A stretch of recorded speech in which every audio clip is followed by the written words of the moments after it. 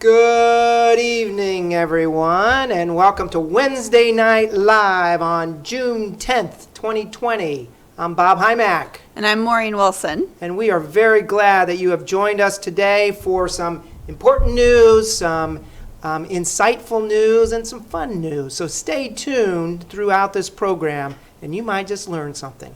I want to start off by giving you some updates about the church. On Monday, we started a soft opening of the church office. So Lori Chapman and Mo and myself, we will be here from 10 to 2 each day. We are having restrictions, though. We are requiring masks if you're in the office area.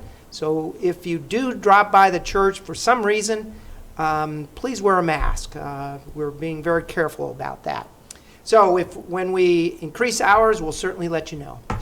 In other news, we have restarted Christ Cafe at 9 a.m. on Sunday mornings on a Zoom call. I will invite people to ask me for a link, and then I'll link them in. I'll send them a link by email. Please join us. We're going to be studying some issues around racial injustice and white privilege. Very good discussion we've had over the past couple weeks. So I invite you to join us. Just drop me an email, and I'll send you a link. So, Mo, how about you? Updates? So the last week and a half or so, we've had our banner up, and we've had people come by and sign it, and we've loved being able to read your messages and hope you've been able to come in and see those messages yourself. And we invite you to continue to come and sign the banner, although don't come and sign the banner tomorrow afternoon because we are going on a little road trip to Westminster. Secret. Yeah, top secret. And we're going to take the banner with us so that we can get our members who are at Westminster to sign it as well, because I think they are itching to get their signature on there also. Yes, they are. If you are looking for a part-time job and you are qualified, we have an opening at the Irvington Roots and Wings Daycare. It's for the infant room, and it's for the afternoon and evening shift. Please contact Pat if you are interested, or if you have somebody that you think might be a good fit for that position. In other news around the city, many of you realize and recognize that this is Indy Pride Week, a week to celebrate the progress, diversity, and individuality of the LGBTQ plus community. And so on Tuesday, I interviewed Chris Handberg, who is the executive director of Indy Pride. It was a very insightful interview for me, and Chris described all of what Indy Pride is doing after the pandemic forced the cancellation of the festival and the spectacular Pride Parade that would have been held this Saturday. Chris pointed out that Indy Pride is in solidarity with the Black Lives Movement and with all marginalized people who seek racial justice and justice throughout society. And so I would love to have Chris tell you this himself on the interview, but I made a mistake. Somehow I messed up the Zoom recording and the whole interview was erased. I apologize to Chris, I apologize to you. Even so, I can tell you a little bit about what Chris talked about and how he invites us to still celebrate Pride Week without watching the parade or participating in the festival. Chris suggested flying a rainbow flag at home, following the Indy Pride website, and mostly reaching out to all individuals who are in the marginalized community with care and support. And so tonight, the way we are going to celebrate Indy Pride is by waving the rainbow flag all over the place and celebrating diversity within our community. So Mo, I'm just going to put it right back here for the rest of the day. And we promise from now on we are going to try to keep Bob's hands off of any important technology. But we did allow him to record another episode of Remember When. So put on your memory hats and let's see if we can remember when.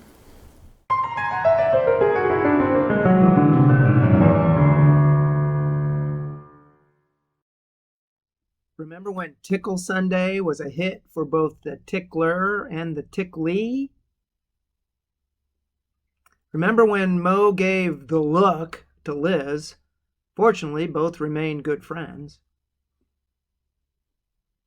Remember when David and Susan Hansen hiked across Antarctica? Remember when Betty Thomas's competitive instincts were revealed during the match game on the retreat? Remember when our youth were all of one mind, except for Ethan Shaw? Remember when Jan DeCoito debuted on Broadway? Remember when A Slice of Life met in person at Giacomo's? Remember when Galen and I put our seminary degrees to work on the fryers at the fish fry time? That fire and brimstone comes in handy when you're trying to fry fish. Remember when Shirley Sheeks slowed down enough for us to get a picture of her? Remember when Bruce Stroud modeled the new IPC t-shirts? After that, orders increased tenfold. Remember when Patrick Wooden stroked yet another home run, breaking the Babe's record of 60 dingers in a season? Remember when Chuck and Linda dressed in complementary colors? Remember when John Koss fried fish for us, earning him the nickname the King Koss of Cod? And remember when Bill Hoke was equally proficient at frying French fries, earning him the nickname the Potato Prince of IPC? Remember when Ron Mann made us all smile? Remember when Lois and Betty had a tug of war over some PW cookies? Remember when our Presbyterian women watched Lois and Betty during their tug of war? Remember when Mary Keene and Jane Goff guarded the money at the bazaar? Remember when Jean Miller showed what she was like in high school? And then remember when Dodie Crouch did the same? And finally, remember when Mandy Holzhausen was overjoyed by finding sugar when we filled the baskets at Westminster? Her husband, Steve, couldn't wait to move on to the cooking oil, though. Thanks for joining us for another episode of Remembering When.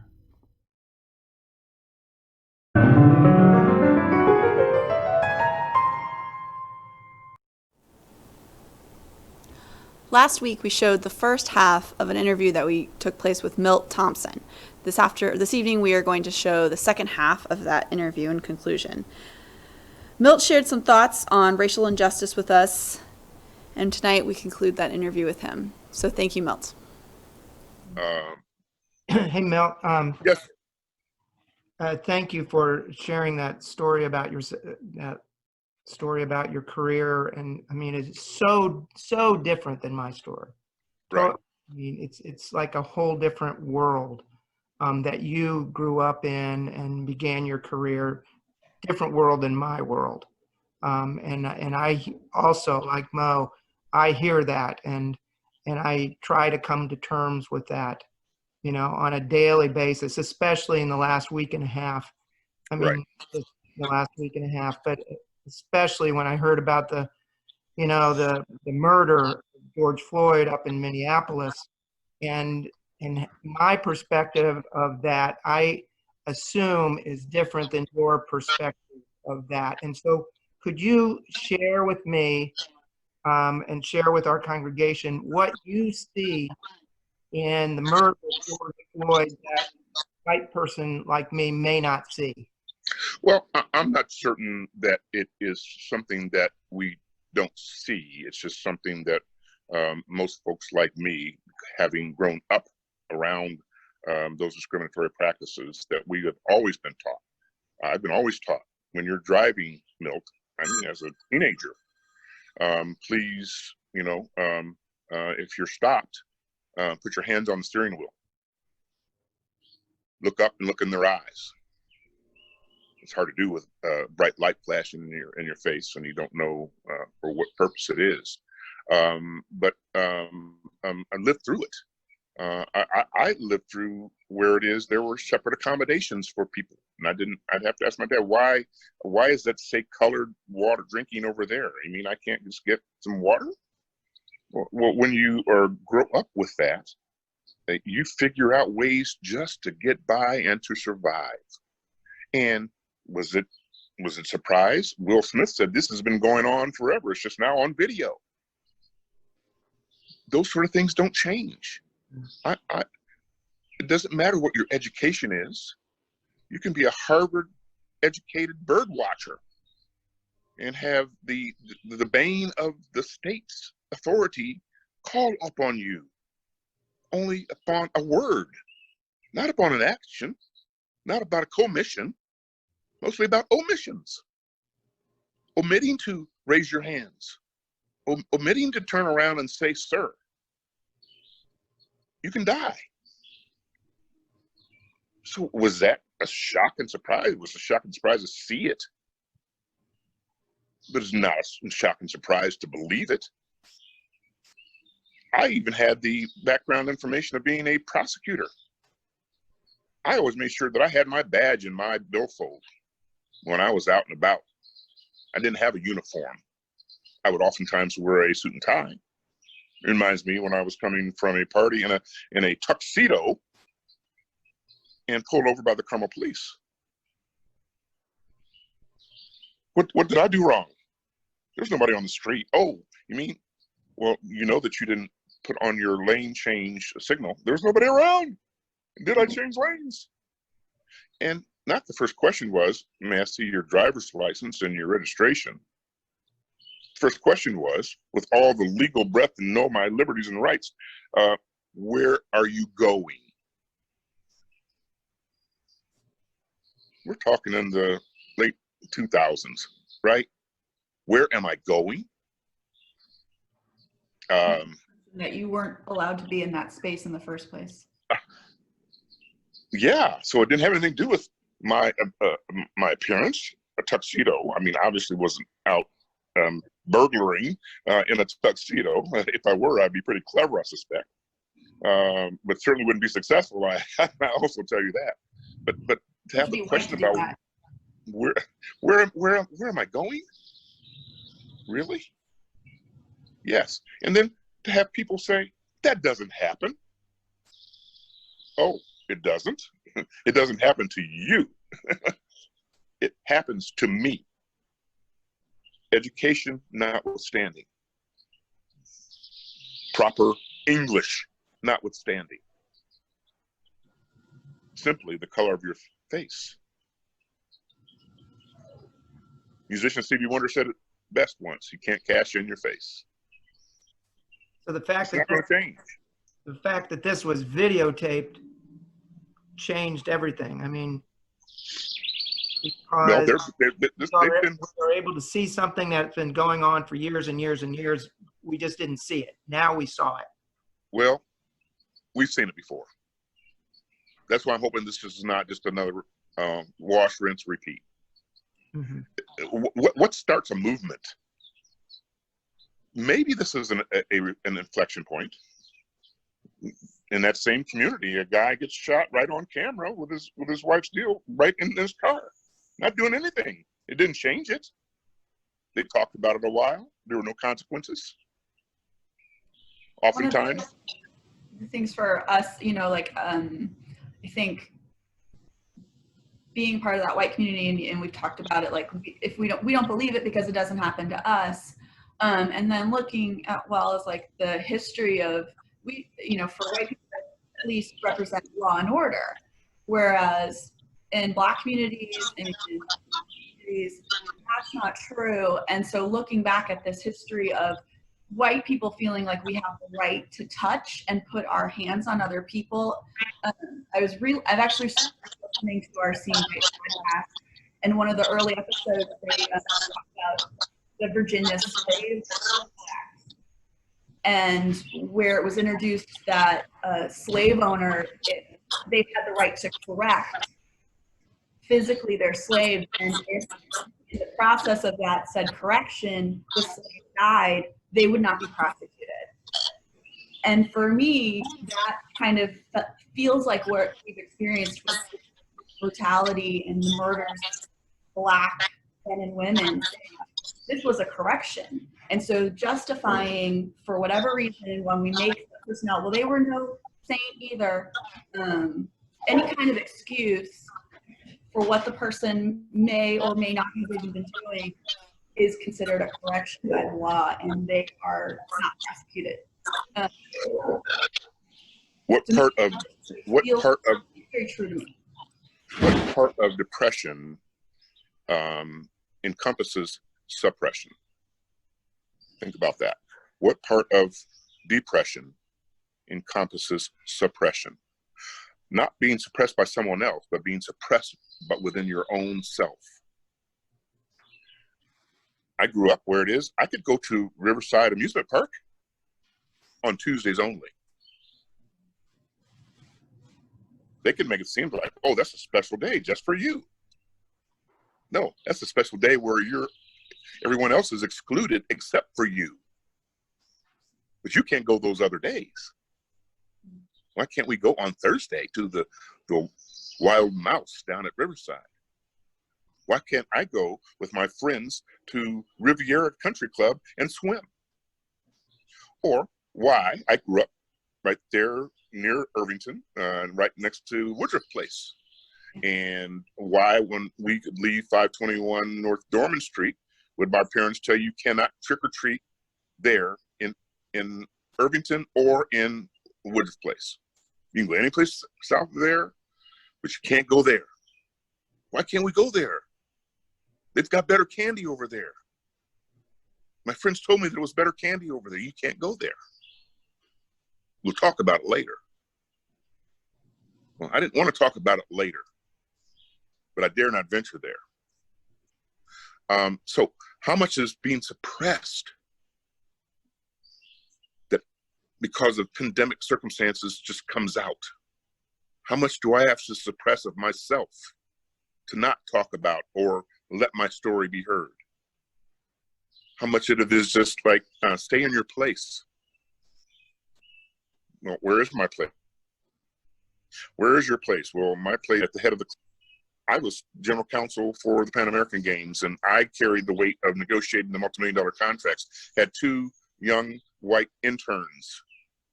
We would walk into the negotiating room, and they would immediately turn to my 2 interns to get the conversation started. And they would kind of like, no, him. You got to talk to him about the money. We don't have the authority to do that. So how did that make me feel?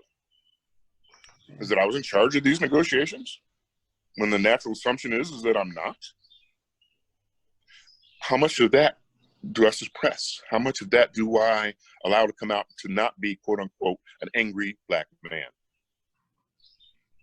Now, in justification, women have been subjugated as well, and women can't do the things that which they feel respected to do because they are expected to do something else.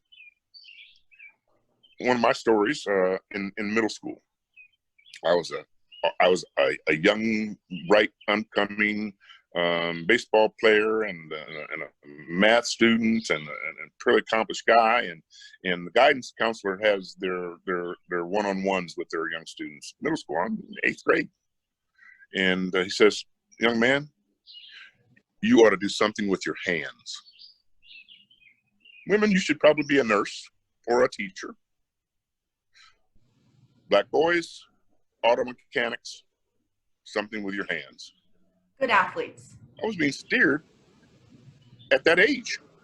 Well, it might have been 20 years where I come back as a lawyer, as a guest speaker to that same convocation. I said, I got some of the best advice that I've ever received here from a middle school counselor. He said, use your hands. And I said, for the first 10 jury trials I had in closing arguments, I used my hands. depends on how it is you accept your place. Progress, yeah. Has there been progress? In the big picture, probably not as much as I would like to have seen. In fact, I pushed back about our entire initiative because I said, I feel like I'm on a hamster wheel. It seemed like I was doing this 60 years ago. And it seems like if it's really, you think it objectively, well, and taking it outside of a political context, it appears to me that there's as much overt activity now as it was even back in the day. It was maybe kind of suppressed a while, but it really wasn't getting better. The attitudes were still there. There was still this great dichotomy about what I thought and saw as the American way and what was reality about the American way. Why was I not making the same kind of money as my peers, and I know that I can beat them up in a courtroom, or I can beat them up on a business negotiation or a deal? Why do I have to get my business elsewhere? And why can't I get a contract here? Notwithstanding my status and reputation and ability and work that I've done in the world of philanthropy and otherwise. Mm-hmm. Why am I still a second-class citizen? And this really became obvious to me. I was very fortunate because once you get on a Rolodex, okay, or a contact list these days, you're invited into situations where perhaps others wouldn't. I've been on corporate boards of directors where those seats are not easily distributed. And you're on proxy statements. And you're in circumstances where there's a change of control. And I'm sitting in these corporate boardrooms with one vote. And I said, why don't I feel like a peer? I don't. And I have to be circumspect about that conversation around others that look up to me and say, you know, how do we succeed as you've succeeded? And it'd be hard for me to say, well, I haven't succeeded. And when you get there, you definitely feel like you've not succeeded. You're not involved in the same conversation. You can lead a nonprofit, but you can't lead a corporation. You can, and I mean, and even in my world, and there's all kinds of things in like the NFL, for example. I represented primarily NBA players throughout in my agency career. How many owners are there of NFL teams that are of color? How many head coaches are there? How many players are there that are all? Does that mean that they are not capable of only playing the game, but they can't? For a long time, I came up as a quarterback just 10 years too soon, because my dad said, I'll send you to a private school so where they'll at least value, but you're not going to go to North Central. I said, Dad, it's the biggest school in town. I'm the best quarterback in the state. I should be able to play quarterback. He says, there'll be something will happen that you will not be able to play quarterback. I'm just telling you that now. I'll send you someplace else where it is at least somewhat of a level playing field. Of course, my dad was prophetic and he was right. There's a reason why I was an All-American baseball player, going to get drafted by a Major League Baseball. My dad had never seen a baseball game of mine, ever. Does that make me a bitter young man? It could. But guess where my dad was when I delivered the graduation speech for high school, for college, and for law school? In the front row. He said, that's not how my black kid's going to get out of the quote-unquote ghetto. So he just said, well, you know, why don't you go to law school?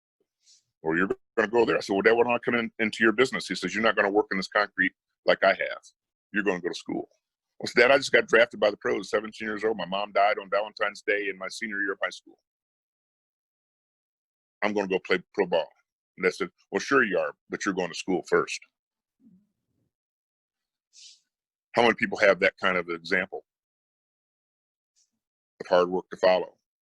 Well, I'm a good athlete. I'll get out and I'll do it that way. Of course, everybody wants to be satisfied, and it seems that whites are okay with athletes, okay? But athletes aren't okay to protest and put their knee down in silent protest. You've perhaps seen the meme that's out there, juxtaposed next to one another was the quarterback kneeling, and right next to it is the knee on the neck of Mr. Floyd. And the meme says, which knee bothers you the most? If Mr. Kaepernick's knee bothered you more than it is the knee of the police officer on Mr. Floyd's neck, there's a systemic problem. And unfortunately, that's what these, I call them false riots. These riots are infiltrators, representing both sides of the ideological side. The protesters are nonviolent. They're not the ones that are looting. But all of a sudden that becomes the issue, distracted from the real issue of the hate that's involved and the system that allows someone to die in front of our faces at the hands of the wrong me. You mentioned memes. I think that that's important because, you know, we're spending a lot of time at home. So we're spending a lot of time scrolling. And everybody seems to be commenting on this in some way or another. And I think for me, and potentially for our congregation, having to grapple with this understanding of wanting to be supportive, but also trying to understand what it means to, how is it possible to be a good white person? And one of the things that's on the internet is like, can't we all just get along, and forgiveness, and, you know, multicolored hands coming together. And one of my struggles is, for me, I feel like that takes, one, that's a forced forgiveness, and it's taking away someone's opportunity to grieve and feel anger, in the guise of wanting to be peaceful and helpful and loving, especially for Christians. You know, we have this concept of forgiveness and love. But for me, at the root, it means when I see people who are protesting and who are marching and are feeling this anger over systemic racism, and this long history, so then to put a rubber bow on it and say, can't we all just get along? That's the grappling fact of, like, for me, that's also a form of oppression and racism. Sure. Well, I lost a friend over, and I send articles out all the time. I think Ann sent you this article, might have been even yesterday, about, do you truly understand, a Black person, right? And it goes through all the various examples about, do you truly, like, have someone in your congregation, or someone in your friendship circle, or someone on your Zoom call, or someone, and it goes through the whole list of things. And I sent that to several friends, and I actually had one out of hundreds call me,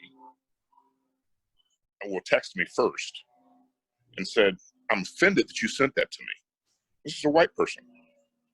Offended that I sent that to you. And I apologize. I was only just trying to start dialogue and send some information. Maybe you might, I thought of you well enough to think that this might stimulate some conversation between us. I thought we were friends enough for that purpose. You don't know anything about me. Why do you think that I, as a white person, need to have you telling me how I'm supposed to? I said, well, then I'm sorry if I offended you. Then I said, no, I'm not sorry at all. It's exposing you, not me. That you're not even willing to listen to that. You're so.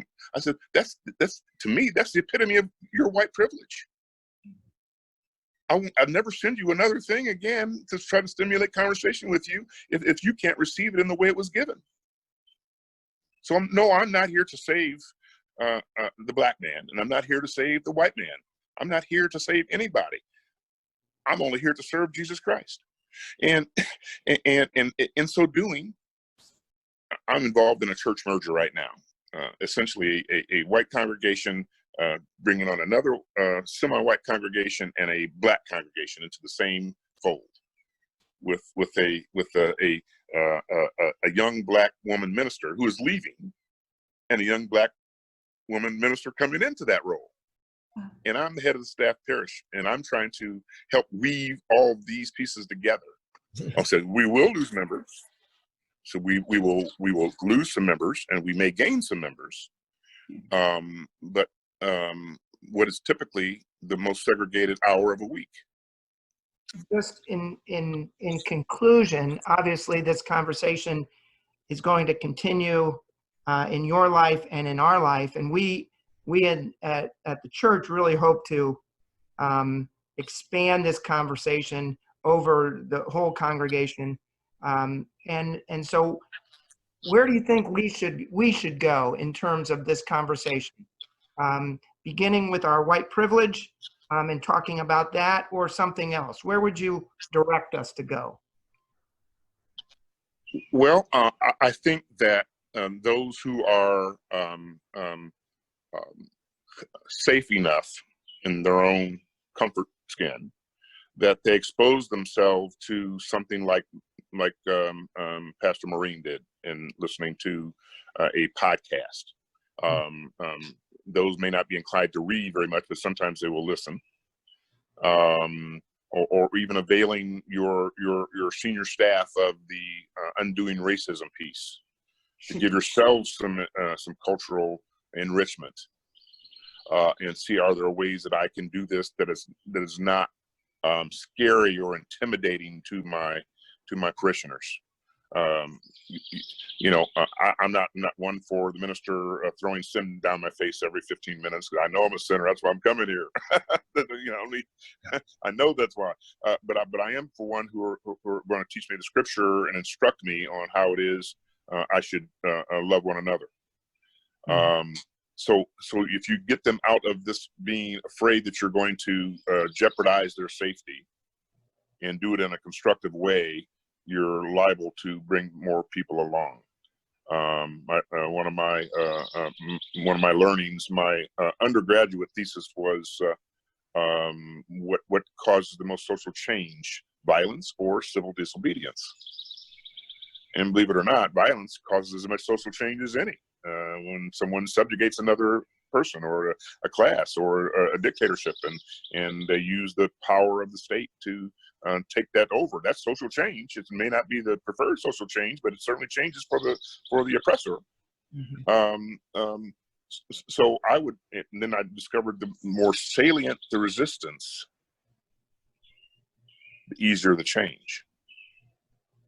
Change doesn't come without someone being hurt. The civil disobedient has to take on the smite of the Civil Disobedient Act because it's an unjust law. The ultimate martyr, our Jesus Christ, right? People cite Martin Luther King often. Well, he died at age 39 from a bullet. He was not a highly respected person by J. Edgar Hoover and the FBI and others. Muhammad Ali thought of years later as a person of strength and a person of justice, because he wasn't thought of as that way. He wasn't the great white hope, nor was Jesse Owens. But he's an American and he's showing up Hitler. Well, maybe he's okay, but he's not okay when he comes back home. Man, that makes me really sad when you talk about like doing it in ways that that we can feel safe. And I know it's you brought it up from your upbringing in your life and your work experience. It's so hard to be told like my white fragility has to be maintained in order to hear anything of someone else's experience. And I don't know your friend, and I probably shouldn't put him on blast like this, but when they said, I'm offended that you sent this to me, right. what I heard is you held up my mirror and I didn't like what I saw. So when we're asking you again, we're not asking you to represent all Black people and tell white people. Right. We're just trying to be responsible partners in a conversation, knowing that we can never see ourselves through sure. a lens outside of that, and we need to be able to see that way. So. Well, you prefaced it, I think, Maureen, when you said we need to feel uncomfortable sometimes. Okay, uncomfortable to the point where you'll continue to listen, or uncomfortable to the point where you just turn it off and don't listen. Mm-hmm. That becomes the reflection point, or even an inflection point. And that's what I'm thinking at the movement that I'm seeing. Okay, it's about the riots. It's not about that. It's about people coming together and saying, we've got to at least begin this conversation. It just cannot be on a hamster wheel. It can't be a repetitive thing, rinse, wash, repeat. We can't, because people are dying. And then that overlapped with this great pandemic where they don't have any control over it and they can't put it in a political box. It's, let's just ignore it. Oh, okay, if we just ignore it, it'll go away. I promised I wouldn't get political, but someone sent me a statement from our president yesterday that said, well, if we don't test anymore, we won't have any more cases. It's like, well, you know what? If we if we don't go to church anymore, we won't hear the gospel. So I don't. Well, I mean, you can't ignore reality, although people are trying to. Yeah. I think it's if you don't go to church, then the gospel won't exist anymore. And that is not true. Certainly. That's true. That's my point. Yes. And, very much appreciated for, as people of faith here, even though we're, different denominations, but. Right. It's all good. Well, I'm gonna thank you on behalf of the organization. Thank you for sharing so much information for us. It seems to be pouring into us like a waterfall here, and we're going to take some time as a congregation to try to dissect this a little bit for ourselves, so that we individually and as a corporate body can kind of try to pursue some sort of healing for ourselves and our community. And I don't know what direction that's going to take for us, but whatever direction it is. I'll be available to you, whatever. If in fact you would care to engage me in that way. I have several ministers who call me up just to say, I just want this to bounce this off of you before I say it, because I want to say it in the right way. And I said, I don't have all the answers. I said, but I'm willing to listen. If you're willing to listen, I'm willing to listen. Yeah, we appreciate the help. Like you said, it's we don't have the answers, but we can help point out our blind spots. Right. We obviously have a very large blind spot in our country and in our community. And we want to be able to see that. Thank you very much for listening to that important interview, and I encourage you to continue listening to voices of the marginalized community and whose lives are directly affected by racial injustice. And also, I invite you to continue to study and pray about your own role in helping our country move forward to hopefully someday becoming a more just land. So, that's been a very heavy topic for us, and it will continue to be an important topic for us. But for now, I invite us to take a little step back and let us share a few moments of some light-hearted news. And so, right now, I give you some real fake news of IPC.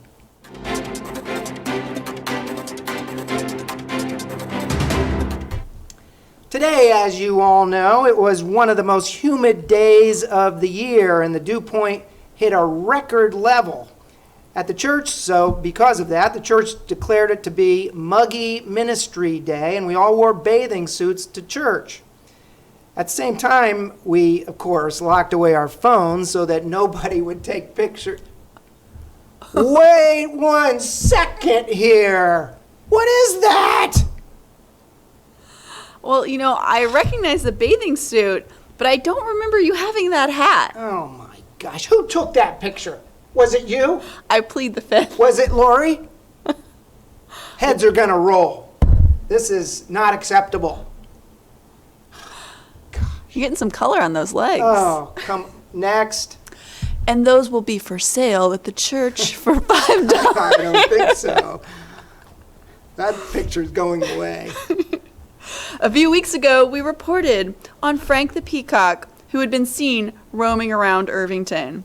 Apparently, it's mating season for peacocks, and old Frank had his fancy feathers all ruffled up. But with a lack of suitable mates in the wilderness of the east side, he was looking for love in all the wrong places. Eventually, Frank was safely captured and taken to the Oinking Acres Farm and Rescue. Well, we're happy to report that Frank has finally found love at the rescue with his new best gal rhyme. Just goes to show that hope springs eternal for finding love, even in the time of COVID. Congratulations, Frank and Rhyme. We are rooting for you two crazy Aves. Just warms your heart, doesn't it? Okay. Mo, you alluded earlier to some rumors about the IPC bus heading to Westminster Village tomorrow to give a physically distant but in-person greeting to some of our IPC friends living there. Well, the Wednesday Night Live news crew, us, has confirmed that this is no rumor, and in fact, the bus will be on site there around 1 o'clock. Huge crowds are expected to attend, and all IPC members living at Westminster have agreed to join us. And get this, they've all also agreed to wear their bathing suits just like us. It's going to be huge. Can't wait. Speaking of Westminster, a slight email mix-up with the Christian Education Committee had replaced the email for our IPC Matt Harris with another Matt Harris living in the United Kingdom. While we always support chairs adding members at large to their committees, that seemed like an awfully long flight for a Tuesday night meeting. Blimey. Oh, not the accent. However, he is in negotiations to do an international cultural exchange with our Matt Harris for the summer. No word yet on whether UK Matt has been informed of how many children come with the IPC Matt post. Yeah. Hey, that's a wonderful story there, Oh, no. Maureen. Save me. So, of course, the grass is growing very quickly around here, so we have mowing news to tell you about. Trustee President David Owens has recently souped up the church's riding lawnmower so that it can reach the top speed of 60 miles per hour. This allows the church yard to be mowed in a mere 7 minutes. At that speed, though, turning is pretty difficult, and so now all the bushes and trees at the church have been mowed down, sorry to say. Womp womp. And that's it for the real fake news of IPC tonight. We will close our program with a beautiful song performed by Mandy Holzhausen.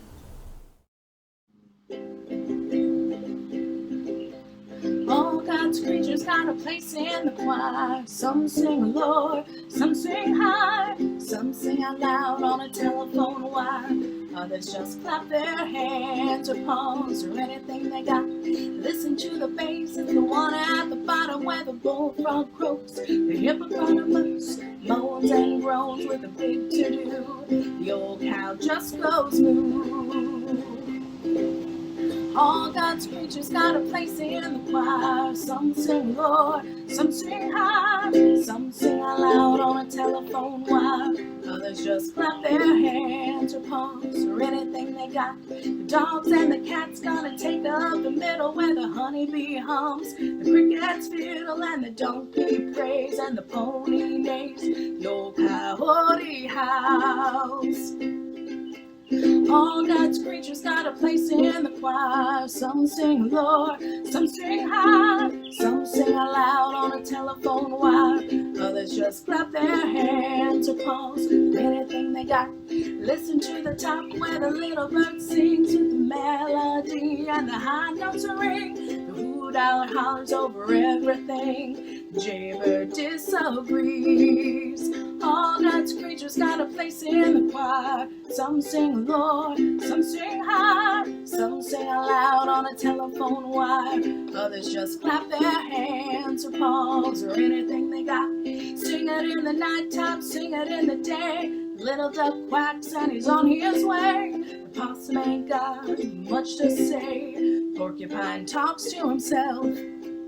All God's creatures got a place in the choir. Some sing low, some sing high, some sing out loud on a telephone wire. Others just clap their hands or palms, anything they got. It's a living song sung everywhere with the ox and the fox and the grizzly bear, the grumpy alligator and the hawk above, the fly a raccoon and a turtle dove. All God's creatures got a place in the choir. Some sing low, some sing high, some sing out loud on a telephone wire. Others just clap their hands or palms or anything they got. 'Cause all God's creatures got a place in the choir. Some sing low, some sing high, some sing out loud on a telephone wire. Others just clap their hands or palms for anything they got. Oh, we're back. Thank you, Manny. We needed that uplifting song tonight. Just brought joy to our hearts. Mm-hmm. Yes. And fingers. And fingers. And And our paws. ukuleles. Yes, and our ears. So thank you, Manny, very much. We encourage anybody else with some musical talent that we don't have. Or no well, talent. I don't have. Send it in to Craig, and we will put you on Wednesday Night Live. And so that is all of our show today. We want to thank you for watching. We hope you have a very safe and sound night. So from us to you, pray together And stay together. and join us on our live stream worship at 10 a.m. this Sunday. See you later. Bye.